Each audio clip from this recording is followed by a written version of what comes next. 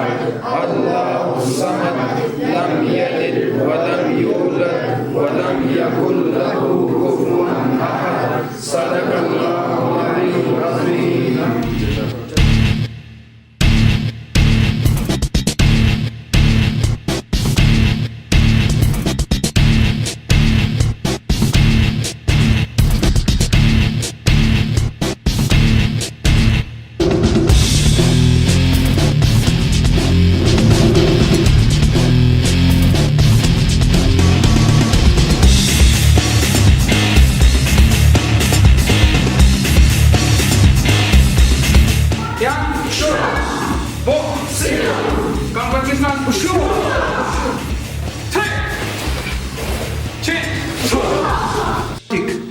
ये फेस पे आएगा, माथे पे, नाक पे, होंठ पे, चिन पे, सीने पे, पेट पे, सेफ गार्ड पे आके लगेगा। ठीक है, अंदर से बाहर प्रेशन किक,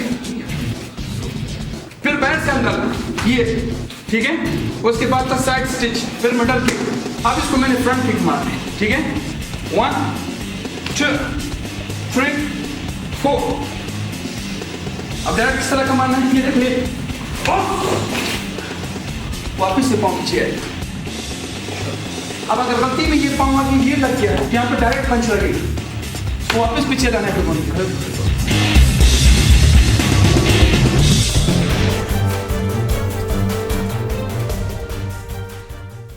तो जहाँ इस एकेडमी ने बॉक्सर पैदा किए, किक बॉक्सर पैदा किए, वहाँ पर कई ऐसे लोग हैं जो यहाँ से मुख्तलिफ शोबा ज़िंदगी में अपनी खिदमत दे रहे हैं। जो अभी हमारे साथ एक नौजवान खड़े हैं, ये एयरफोर्स में जॉब करते हैं और उससे पहले वो इस एकेडमी में ही थे।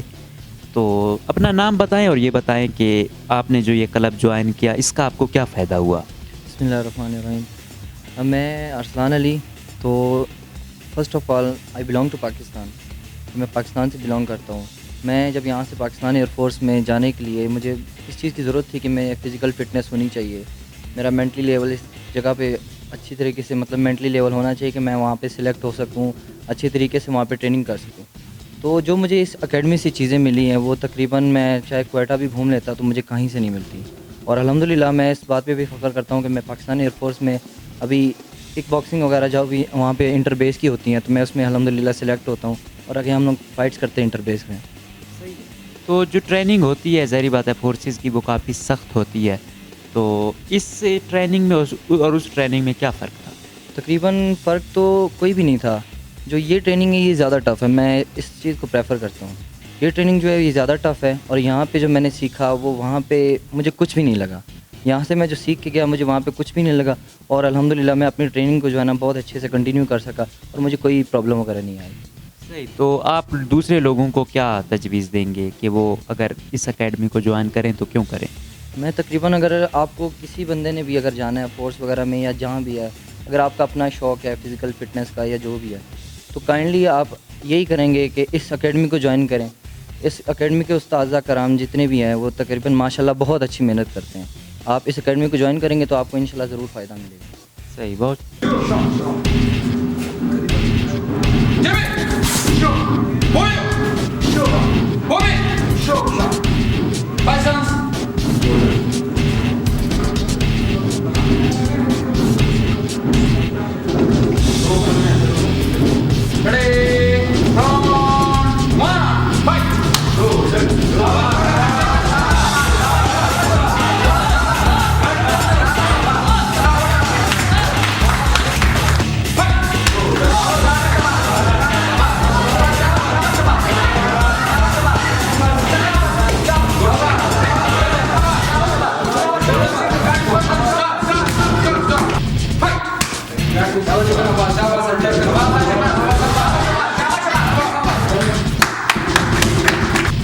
ये दोनों मेरे आप किक बॉक्सिंग का चैंपियन भी हैं माशाल्लाह, इसलिए भरपूर ताड़ियां।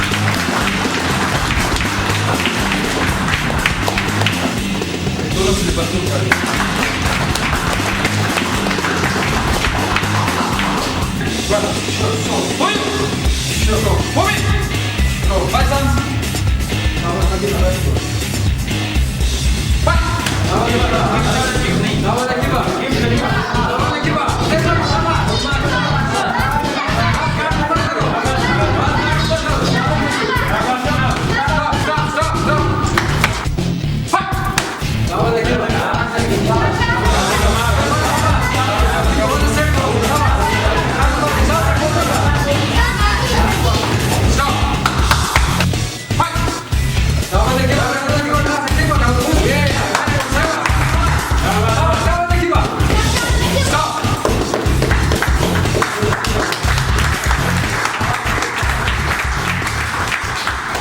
दोनों के लिए भरपूर ताड़ियां।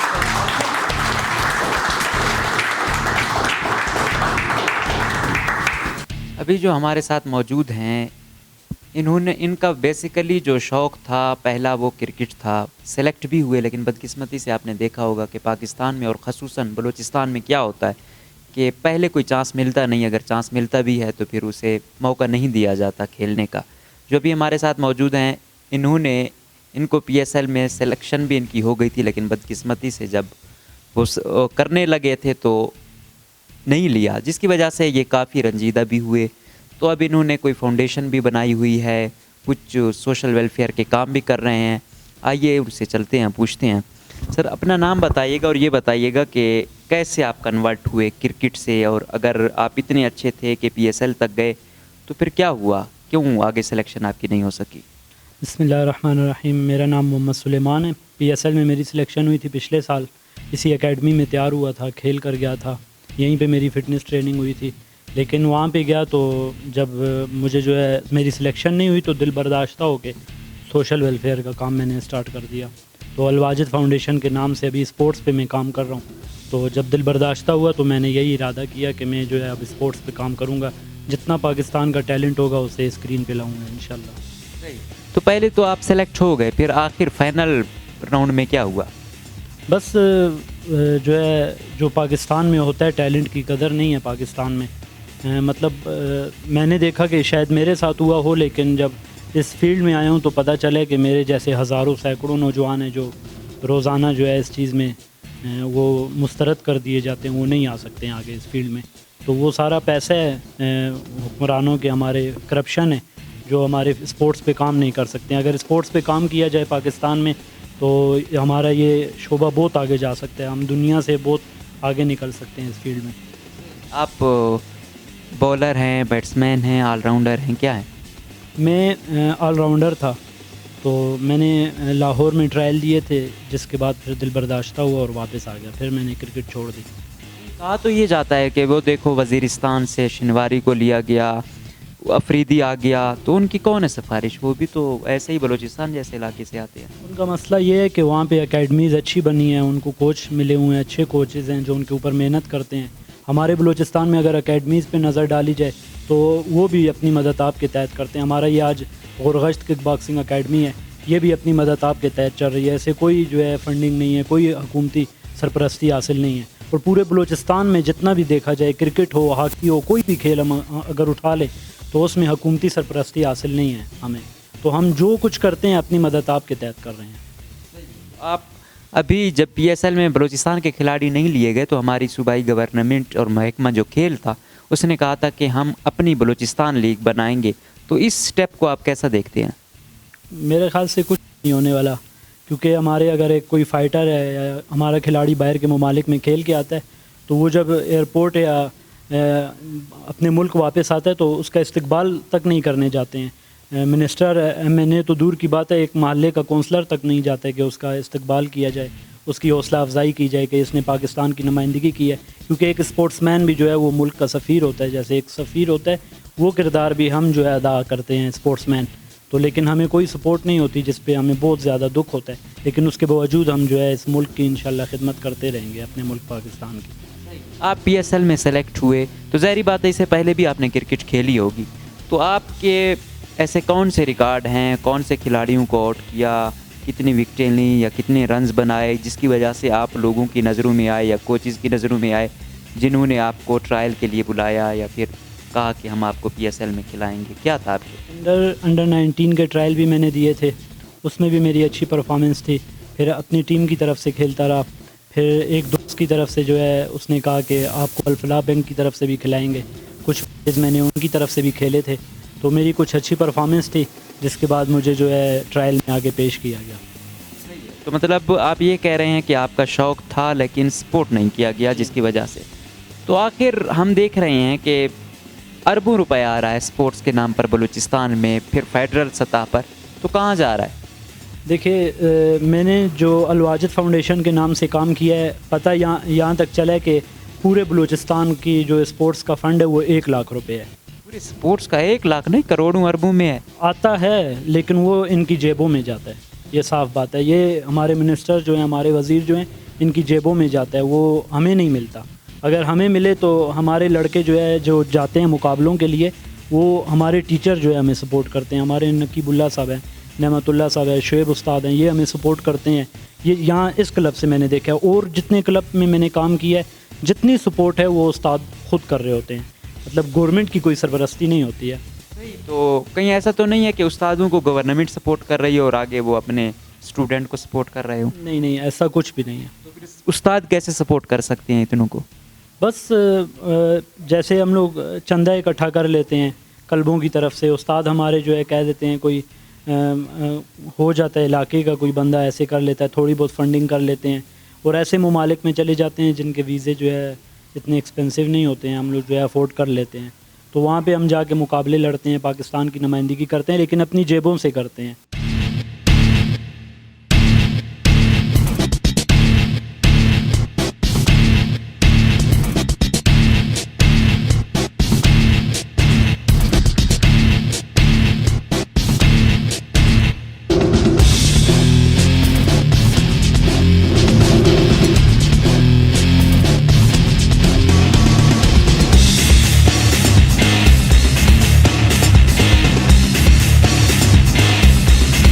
इस एकेडमी के इंस्ट्रक्टर नेमतुल्ला हमारे साथ मौजूद हैं, उनसे पता करते हैं कि कैसे उन्होंने इस एकेडमी को इस मकाम तक पहुंचाया। नेमतुल्ला साहब, ये बताइएगा कि आपकी ये एकेडमी कब से बनी हुई है और आप लोगों के रिकॉर्ड पर ऐसा क्या है, कितने नेशनल मेडल जीते, कितने इंटरनेशनल जीते, या कब से बनी हुई है? अस्सलाम वालेकुम। सबसे पहले तो मेरा नाम Nematullah Khan from Gorgash academy as instructor. तो ये तो हमारी एकेडमी तो आज से नहीं है, न कल से है, न 2 साल न 3 साल पुरानी है। हमारे एकेडमी को तकरीबन 18 से 20 साल हो गए जो रजिस्टर्ड है। तो हम अपनी मदद आप कर रहे हैं। हमारे साथ नेशनल बेस के लड़के भी हैं, एज ए बलूचिस्तान भी खेले हैं, एज ए पाकिस्तान भी खेले हैं। तो हम अपनी मदद आप चला रही है एकेडमी। तो ये आपको कोई सपोर्ट नहीं कर रहा, कोई हुकूमत, कोई समाजी बंदा, कोई NGO वगैरह? नहीं, अभी तक तो हमें कोई ऑफ़र नहीं हुई। बहरहाल हम जब भी सिटी से बाहर जाते हैं तो हम अपनी मदद आप करते हैं और लड़कों के जेब से हम लोग खर्चे करते हैं, अपनी जेब से खर्चे करते हैं, चाहे वो पिक एंड ड्रॉप की हो, चाहे वहाँ पे होटल की रिहाइश हो, चाहे खाना पीना हो। हमें आज तक किसी ने 1 रुपया भी नहीं दिया। तो जिस तरह आप कह रहे हैं कि आप सपोर्ट कर रहे हैं, तो ज़ाहिर बात है एकेडमी बनाना, इसके बिजली का बिल, दूसरे बिल, दूसरी चीज़ें, ये फिर कैसे पूरी होती है? ये ऐसे है कि हमारे पास कुछ स्टूडेंट ऐसे होते हैं जो शॉपकीपर होते हैं या कारोबारी हजरात होते हैं, तो हम मंथली लेते हैं 500 फ़ीस। और वो भी हमारे कुछ साथ ऐसे स्टूडेंट है कि मैं आपको गिनवा नहीं सकता हूँ कि हमने साल 2 साल इस एकेडमी को जब हम लोगों ने वापस ज्वाइन की है, तो हम लोगों ने आज तक उनसे फ़ीस नहीं मांगी है। जितनी फ़ीस हमारी जमा हो जाए हम तो जेब में नहीं डालते, ना घर लेके जाते। बहरहाल घर से हम लोगों ने यहाँ पे लाई है, यहाँ से घर नहीं ले गए। तो रेंट कर के बस कभी जेब से कभी पूरी हो जाती है, अल्लाह चला रहे। सही। तो फिर आप लोगों का ज़ाहिर बात है ये भी चलाना है, घर भी चलाना है, तो ये कैसे पूरा होता है? ये ऐसा है कि ये एक हमारा नशा है, शौक़ समझो, इसको हम छोड़ नहीं सकते। हाँ, सेकंड टाइम हमारा एकेडमी हम संभालते हैं, फर्स्ट टाइम हमारे चाहे अपने घर के ज़रूरत हो या दूसरे काम हो वो हम करते हैं, मगर सेकंड टाइम हम ये मस्ट करते हैं। देखा गया है कि ये जो बॉक्सिंग है ये बड़ा ख़तरनाक खेल भी है, किसी का नाक टूट सकता है, किसी का सर टूट सकता है। तो ये आखिर क्यों लोगों का ऐसा जुनून है, बाकी खेलों को छोड़ के बॉक्सिंग वाले इतना ख़तरनाक खेल कैसे खेलते? असल में बात यह है कि ये बहुत टफ गेम है और निस्बत के दूसरे गेमों से ये गेम लोग बहुत पसंद करते हैं, क्योंकि इसमें आपका सेल्फ डिफेंस भी सिखाते हैं, अटैक भी सिखाते हैं। ये नहीं कि हम लोग फर्स्ट टाइम या फर्स्ट वीक हो या फर्स्ट मंथ का तो हम उनको रिंग में उतारते हैं।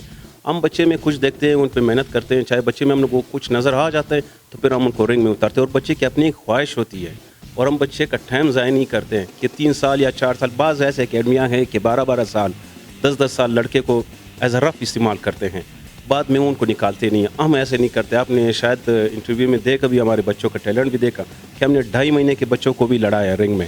एज अल बलूचिस्तान में उन्होंने एकेडमी का नाम रोशन किया, सुबह को उन्होंने 2nd पोजीशन लिया। सही। जिस तरह आपने बात की सेल्फ डिफेंस की, तो अक्सर कहा जाता था कि ख़वातीन के साथ रेप होते हैं, ज़्यादतियाँ हो जाती हैं।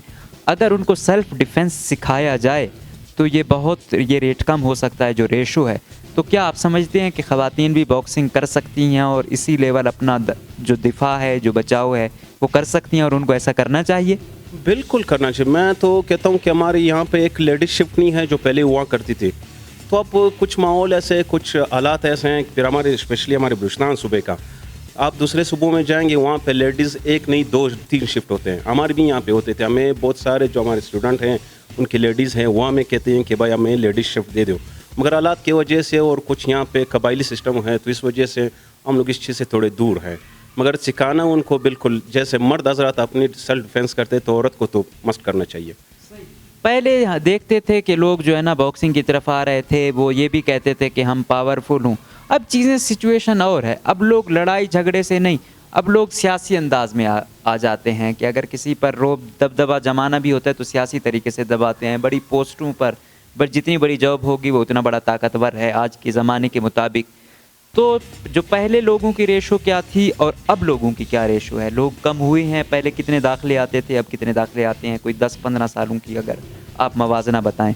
असल में ये है कि हमने जो मार खाई है, बोला कि हमारे सूबे ने जो, या हमारे यंगस्टर ने जो मार खाई है, वो आजकल मोबाइल से मार खाई हुई है। हमने नेट यहाँ पे इतना सामने आ गया और कैफ़ेज़ हैं, शीशे पॉइंट हैं, अब हर एक जगह में जो है ना एक दुनिया है। आप कोई भी चीज़ सर्च कर सकते हो मोबाइल में।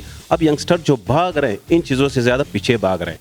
पहले बहुत स्टूडेंट हुआ करते थे, उस टाइम केबल का दौर नहीं था, उस टाइम मोबाइल नेट इतना आम नहीं था जिस टाइम हम लोग खेलते थे, तो उस टाइम लड़के बहुत ज़्यादा इसमें इंटरेस्ट लेते थे। आजकल लड़के स्पोर्ट्स से ज़्यादा मोबाइल में इंटरेस्ट लेते हैं। और फिर भी मैं उन लड़कों को शुक्रिया अदा करता हूँ गहरे दिल से कि वो इस हालात में भी आधा घंटा 1 घंटा में टाइम दे देते हैं। अदरवाइज़ आप घर में बैठो या किसी कमरे में या ऑफिस में बैठो, मोबाइल पे आपके 24 घंटे यूँ गुजर जाएंगे, पता ही नहीं चलेगा।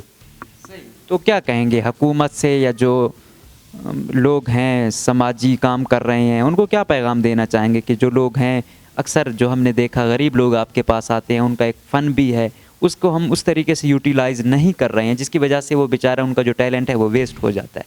क्या दरख्वास्त करना चाहेंगे? हाँ, मैं तो पहले जो हमारे गवर्नमेंट है, चाहे जाम साहब की हो या हमारे स्पोर्ट्स जो वज़ीर है ज़ारा अब्दुल खालिक साहब है, मैं उनसे और उनके बाद जो NGOs है, जो फाउंडेशन वो है, जो लोगों को सपोर्ट करते हैं, मैं तुमको कहता हूँ कि इससे बड़ी जाद और इससे बड़ी खैरात और इससे बड़ी सवाब नहीं है कि आप किसी गरीब को सपोर्ट करो और किसी बच्चे को आप उठाओ। या आपने आजकल देखा है कि बच्चे सारे कोड़े में लगे हुए हैं, कोई किसी के बूट पॉलिश कर रहे हैं, कोई क्या कर रहे हैं। तो हमें उन बच्चों पे ज़्यादा मेहनत करनी चाहिए, सिवाय उन बच्चों के जो अच्छे घराने से हैं। अच्छे घराने तो आपको पता है कि अच्छी जगह पलते हैं, अच्छी जगह खाते हैं पीते हैं, अच्छी जगह पढ़ते हैं।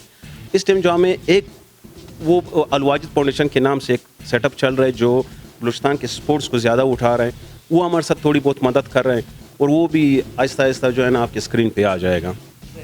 बहुत बहुत शुक्रिया। ये थे एकेडमी के इंस्ट्रक्टर जो बता रहे थे कि किस तरीके से ये एक जज्बा है और जज्बे के तहत काम कर रहे हैं। हुकूमती और किसी और तरीके से उनको ताउन नहीं मिल रहा। यकीनन हम सब का फ़र्ज़ है कि जो टैलेंट है उसकी कदर की जाए और उनको जहाँ तक हो सके सपोर्ट किया जाए ताकि वो मुल्क और कौम का नाम रोशन कर सकें। अगले प्रोग्राम तक अपने मेज़बान मकबूल जाफ़र को दीजिएगा इजाज़त। अल्लाह हाफ़िज़।